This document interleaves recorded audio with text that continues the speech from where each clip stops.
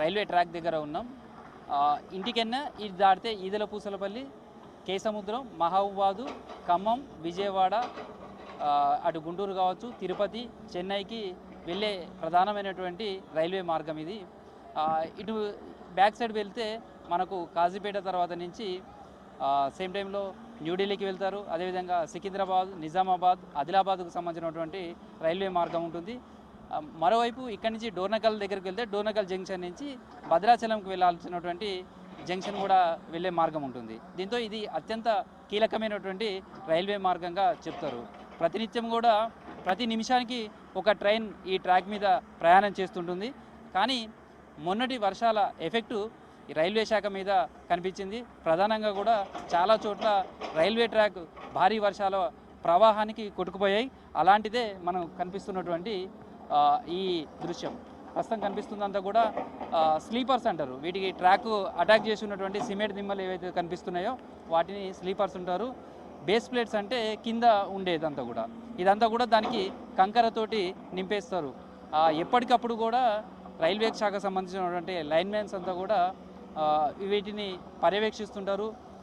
ఎక్కడైనా కానీ ట్రాక్కి సంబంధించినటువంటి భద్రతా విషయంలో రైల్వే శాఖ చాలా కీలకంగా వ్యవహరిస్తుంది. ప్రధానంగా రైల్వే శాఖకు సంబంధించి వాగులు లేదా పెద్ద బ్రిడ్జెస్ ఉన్న దగ్గర మాత్రం ఇలాంటి విపత్తు జరిగే అవకాశాలు ఉంటుంది. కాబట్టి వర్షాకాలం తర్వాత భారీ వర్షాలు ఉన్న సమయంలో ఖచ్చితంగా ఇక్కడ ఎప్పటికప్పుడు పరిస్థితిని పర్యవేక్షించేందుకు కూడా సిబ్బందిని నియమిస్తారు. దానివల్లనే చాలా పెద్ద పెద్ద ప్రమాదాల నుంచి రైల్వే శాఖ బయటపడుతుందని చెప్పచ్చు.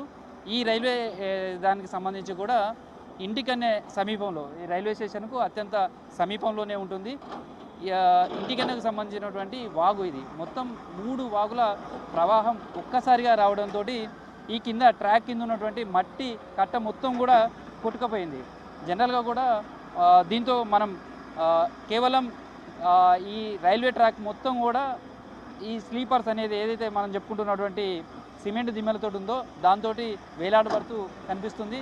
విద్యుత్ స్తంభాలు కూడా నేలకూలిపోయాయి. అయితే ఈ ప్రవాహం జరిగి ఈ ప్రమాదం కారణానికి మనం కనుక ఒక్కసారి చూస్తే ఈ 3 చెరువులకు సంబంధించినటువంటి ప్రవాహం వచ్చినప్పుడు జనరల్గా ఇక్కడే ఒక బ్రిటిష్ కాలం నాటిది ఒక చిన్న బ్రిడ్జ్ కనిపిస్తుంది. ఇప్పుడు మనకు రైల్వే సిబ్బంది అక్కడ వర్క్ చేస్తున్న దగ్గర చూస్తే అక్కడ చిన్న బ్రిడ్జ్ ఉంటుంది. దాని కింద కాజ్వే, ఆ తూము నుంచే ఈ చెరువుకు సంబంధించిన వాటర్ అంతా కూడా దిగువకు వెళ్ళిపోతుంటుంది. కానీ 3వ ట్రాక్కి సంబంధించినటువంటి నిర్మాణం జరుగుతుంది. దాంట్లో భాగంగానే దానికి సమాంతరంగా ఒక కాజ్వే నిర్మాణం చేశారు.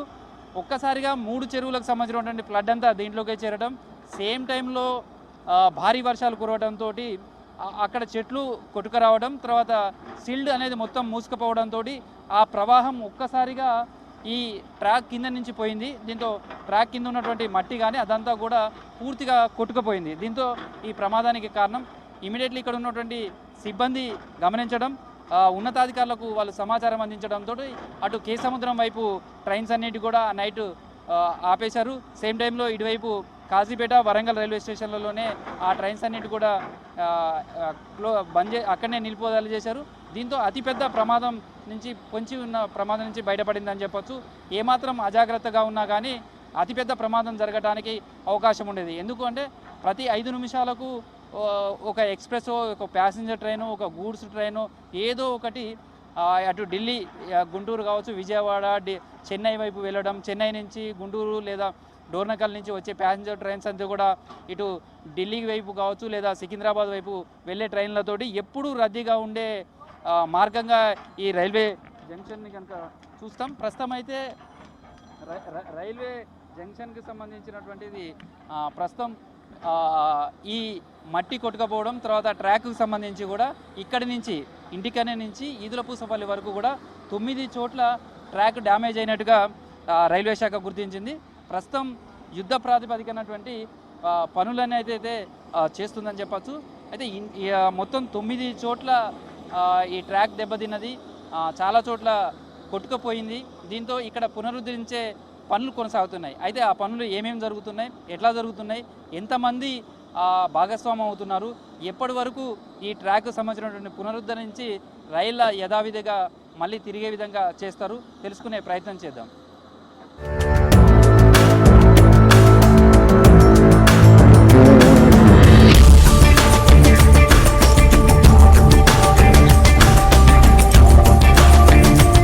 కీలకమైన రైల్వే మార్గం కావడంతో దక్షిణ మధ్య రైల్వే పునరుద్ధరించే పనులు స్పీడప్ చేసింది, ట్రాక్ను పునరుద్ధరించే ప్రయత్నం చేస్తుంది. కొంతమంది స్థానికులు కూడా ఉన్నారు, వాళ్ళతో మాట్లాడదాం. ఇంత ప్రవాహం ఎప్పుడన్నా చూసారా అసలు మీరు? ఎప్పుడు చూడలేదు సార్ మేము, ఇదే ఫస్ట్ సార్. అంతకుముందు 30 ఏళ్ళ కింద మాత్రం ఇంతవరకు వచ్చిన నీళ్ళు మళ్ళీ ఆ మోర్లకి వెళ్ళిపోయినాయి. ఇప్పుడు మాత్రము ఆ మోరికి అడ్డం ఉన్నది కాబట్టి కొద్దిగా వచ్చి తన్ని పైకి ఇట్లా అయింది సార్. జనరల్గా ఈ ట్రైన్స్ ఎట్లా ప్రయాణం చేస్తుంటే మీరు ఎప్పటికీ బిజీ ఉంటుంది? అయితే బిజీ సార్, ఎప్పటికీ 24 గంటలు ట్రైన్స్ పోతూనే ఉంటాయి, అప్ అండ్ డౌన్ పోతూనే ఉంటా అంటండి. అవును సార్. అసలు అంటే వర్షాల కారణమా లేకపోతే ఏమన్నా చెరువులు వేరే దగ్గర నుంచి వాటర్ ఎక్కువ ఫ్లో వచ్చిందా మీ దగ్గరికి? ఇన్నేళ్ళ కాంచి లేని వర్షాలు ఇప్పుడు కూడా పడతాయి, ఇప్పుడు కూడా వాటర్ బాగా వస్తుంది కాబట్టి కొద్దిగా ఎక్కువైంది సార్. అందుకు భారీ వర్షం వచ్చింది కాబట్టి అందువల్ల ఇట్లా అవుతుంది సార్. అసలు మీరు వచ్చి చూసారికి ఇంత కట్ అవ్వడం కానీ కింద ట్రాక్ ఇట్లా వేలాడటం ఎట్లా చూస్తే ఏమనిపిస్తుంది? మొత్తం వేలాడిపోతుంది కదా సార్, బండి ఎట్లా పోతుంది, అందువల్ల దీన్ని మహాప్రమాదం అని ఎప్పటికమ్మా ఎమర్జెన్సీగా ఆపిఆర్ దింగింది సార్. అట్లా ప్రమాదాన్ని గురించి చూస్తే అట్లా జరిగింది సార్. ఎట్లా ఉన్నాయి నుంచి మీరు ఎప్పుడు వచ్చి చూసారు ఇది? పొద్దున వచ్చినాం, చిన్నప్పుడు ఎట్లా ఉంది అప్పుడు? పొద్దున ప్రవాహం బాగుంది, ప్రవాహం మస్తు పోతుంది. జనరల్గా ఏ చెరువులు వచ్చి కలుస్తుంటాయి ఇక్కడ? దామర చెరువు, ఇంటికైన చెరువు, అసలు కోరుకుంటపల్లి చెరువు ఇవన్నీ వస్తాయి, 4-5 చెరువులు నీళ్ళు వస్తాయి. దీని కింద ఆయకట్టు కానీ కింద ఇదంతా ఎంత ఉంటుంది? ఆయకట్టు బాగానే ఉంటుంది, 2-3 ఎకరాలు ఉంటుంది, 2-3 ఎకరాల చిల్లర ఉంటుంది. ఇప్పుడు ఈ కొట్టుకుపోయింది కదా, ఇసుక మేటలు వేసే పొలాలు ఎట్లా ఉన్నాయి అవన్నీ? ఖరాబ్ అయ్యి ఆగమయ్యి ఖరాబ్ అవుతుంది. అంటే ఇంత వరద వస్తుంది అనుకున్నారా? ఎవరు అనుకోలేదు, అది ఊహించని వరద అది. ప్రస్తుతం అయితే స్థానికులు కూడా ఇంత వర్షాన్ని ఎప్పుడూ చూడలేదు. గతంలో 30 ఏళ్ల క్రితం ఒకసారి ఇంత వర్షం వచ్చింది, కానీ అప్పుడు ట్రాక్ పై నుంచి వాటర్ పోయిందే తప్ప ఇంత కట్ట కొట్టుకుపోయినటువంటి పరిస్థితి లేదు అని చెప్తున్నారు. ప్రస్తుతం అయితే స్థానికులు కూడా ఆశ్చర్యపోతున్నారు, ఇంత స్థాయిలో వరద వస్తుంది అనుకోలేదు అనుకున్నాం. దీంతో అయితే ట్రాక్ దెబ్బతినడంతో పాటు కొట్టుకుపోవడంతో పాటు పొలాలకు సంబంధించి కూడా ఇసుక మేటలు వేశాయి, రైతులు కూడా నష్టపోయినటువంటి పరిస్థితి.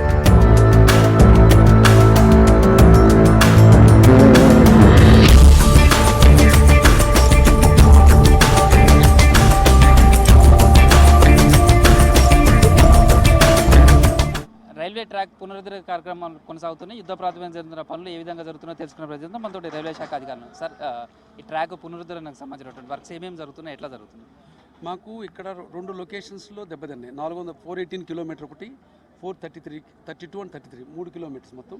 ఈ 3 కిలోమీటర్స్లో అప్రాక్సిమేట్గా 418 కిలోమీటర్లో 5 లొకేషన్స్, అక్కడ 432లో 5 లొకేషన్స్లో దెబ్బతింది ట్రాక్. ఓకే, ఇక్కడున్న 5 లొకేషన్స్లో 4 లొకేషన్ ఆల్రెడీ అటెండ్ చేసాం. ఇంకో లొకేషన్ పెద్ద లొకేషన్, ఇది 70 మీటర్లు, ఇది 70 మీటర్స్. ఇప్పుడు ఈ 4 లొకేషన్ అయిపోయి 5th లొకేషన్ అటెండ్ చేస్తుంది. ఓకే, ఇది పెద్ద లొకేషన్. అట్లాగే 432లో కూడా 5 లొకేషన్స్ అయితే అప్రాక్సిమేట్గా 5 కూడా 4 అయితే అయిపోయినాయి. ఇప్పుడు 5వ లొకేషన్ అటెండ్ చేస్తున్నాను అక్కడ కూడా. సో దట్ ఈజ్ అక్కడ కూడా 50 మీటర్లు, ఇది 70 మీటర్లు. ఈ 2 మేజర్ లొకేషన్స్. ఈ 2 లొకేషన్స్ ఎక్కువ టైం పడుతుంది, ఎందుకంటే నీళ్ళు ఎక్కువ వెళ్తున్నాయి కాబట్టి. నీళ్ళు పోయిందాక మనం ఏం పని చేయలేము యాక్చువల్లీ, అందుకని ఫ్లో తగ్గింది. అందుకని ఈరోజు మార్నింగ్ నుంచి స్టార్ట్ చేసాం వరకు. సో వెదర్ కనుక కోఆపరేట్ చేస్తే కనుక రేపు సాయంత్రంకి will try to complete 1 line, ఒక లైన్ ఇద్దాం అనుకున్నాం. ఎల్లుండి పొద్దునకి 2వ లైన్ ప్లాన్ చేస్తాం. ఓకే, ఏమేమి వర్క్స్ జరుగుతాయి సార్? అంటే ట్రాక్కి సంబంధించిన వచ్చేసి మెయిన్ మట్టి పని, మట్టి కొట్టుకుపోయింది కాబట్టి మెయిన్ మట్టి పని. దానిపైన మట్టి పైన వచ్చేసి నీకు బెల్లాస్ట్ చేయటం, తర్వాత ట్రాక్ పని, అట్లాగే ఓహెచ్ దట్ ఈస్ కరెంట్ పని, అలాగే సిగ్నలింగ్. సో 3 రకాల వర్క్లు ఉంటుంది. 3 డిపార్ట్మెంట్స్, మెయిన్ డిపార్ట్మెంట్ పనిచేస్తుంది ఇక్కడ. సార్, అంటే ఈ బేస్మెంట్స్కి సంబంధించి చూస్తే అంటే స్లీపర్స్ అంటారు మీరు, టెక్నికల్ నేమ్స్, ఇవంతా కూడా ఏలాడబడుతుంది కదా, ఇది మళ్ళీ పనిచేస్తుందా సార్? ఈ ట్రాక్ ఎట్లా? అదేం కాదు, స్లీపర్ లేని దెబ్బతిన మట్టి పోవడం వల్ల హ్యాంగ్ అవుతుంది అంతే. మట్టి పోసి పైకి లేసి మిషన్తో ట్యాంక్ కొడితే బాగా పనిచేస్తుంది, ఇబ్బంది లేదు, ఏ డ్యామేజ్ కాలేదు. జనరల్గా సార్ ఇట్లాంటి చెరువులు కావచ్చు లేదా పెద్ద పెద్ద నదుల మీద ఉన్నటువంటి బ్రిడ్జెస్ దగ్గర కూడా వర్షాకాలం లేదా ఇలాంటి టైంలో దీన్ని ఎట్లా పర్యవేక్షిస్తుంటారు సార్? ఇట్లాంటి ప్రమాదాలు ముందే అంచనా వేయడానికి? ఎందుకంటే మనకి వెదర్ అనేది మన చేతులు లేదు కదమ్మా. మనకి ఈసారి బాగా వర్షాలు పడుతుంది. 7 ట్యాంకులు ఉన్నాయి ఈ పక్కన. 7 ట్యాంకుల్లో నుంచి నీళ్లు ఒకేసారి వదిలారు. ఒక్కొక్క ట్యాంక్ వదిలితే నీళ్లు బిజ్జి 7 ట్యాంకులు ఒకేసారి నీళ్ళు రావడంతో ఏంటంటే మాకు ట్రాక్ ఎక్కువ దెబ్బతింది. ఎంతమంది చేస్తున్నారు సార్ మొత్తం? అప్రాక్సిమేట్గా ఒక 50 మంది ఆఫీసర్సు, 200 నుంచి 250 మంది మనుషులు ఈ లొకేషన్లో 6 లొకేషన్లు కలిపి అప్రాక్సిమేట్గా 400 నుంచి 500 మనుషులు పనిచేస్తున్నారు. లేబర్ అంతా కూడా కలిపి అన్ని డిపార్ట్మెంట్లు కలుపుకుంటే కనుక. జనరల్గా సార్ అంటే ఈ రూటు ఎట్లా ఉంటుంది సార్ ఇది? చాలా బిజీ రూట్, అందుకనే చూస్తున్నాం డే అండ్ నైట్ పని చేస్తున్నాం. ఏమేమి వెళ్తుంటాయి సార్ జనరల్ ఈ రూట్లో? చాలా ఇంపార్టెంట్ ట్రైన్స్ అని వెళ్తాయి. మెయిన్ ఢిల్లీ నుంచి మద్రాస్ రూట్ కదా, చాలా ఇంపార్టెంట్ ట్రైన్స్ వెళ్తాయి రూట్లోకి. ఓకే, ఎప్పటి వరకు అయిపోయే అవకాశం ఉంది సార్? రేపు సాయంత్రం వరకు ఒక లైన్ ట్రై చేస్తున్నాం, ఎల్లుండి పొద్దున్నే ఒక try to other line. Okay, thank you sir. ప్రస్తుతం అయితే రైల్లో పునరుద్ధరణకు సంబంధించినటువంటిది వర్క్స్ అయితే యుద్ధ ప్రాతిపదికన జరుగుతున్నాయి. దాదాపు 50 మంది ఇంజనీర్లు పనిచేస్తున్నారు, మరొక 500 మంది వర్కర్స్ కూడా పనిచేస్తున్నారు. వెదర్ కనుక సపోర్ట్ చేస్తే రేపు సాయంత్రం వరకు ఒక్క లైన్ అయినా కానీ క్లియర్ చేసేసి రైళ్లను నడిపిస్తాం. రెండవ లైన్కి సంబంధించి కూడా ఇదే వెదర్ ఉంటే ఎల్లుండి వరకు కూడా పునరుద్ధరిస్తామనేది రైల్వే శాఖ అధికారులు చెప్తున్నారు. మొత్తంగా ఎల్లుండి వరకు పూర్తి స్థాయిలో రైళ్లకు సంబంధించినటువంటి ట్రాక్స్ మొత్తం కూడా పునరుద్ధరిస్తాం. మొత్తం 10 చోట్ల ట్రాక్కు సంబంధించి వర్షాల వల్ల దెబ్బతింది.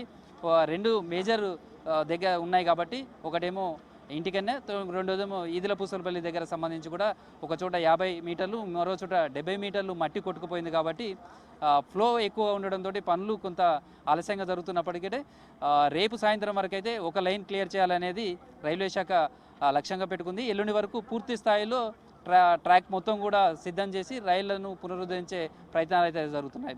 ఇది మహబూబాద్ జిల్లాకు సంబంధించినటువంటి రైల్వే ట్రాక్కి సంబంధించినటువంటి పునరుద్ధరణ పనులకు సంబంధించిన సమాచారం. వీడియో జర్నలిస్టు జయరామ్ తోటి కృష్ణమోహన్, V6 న్యూస్, మహబూబాద్.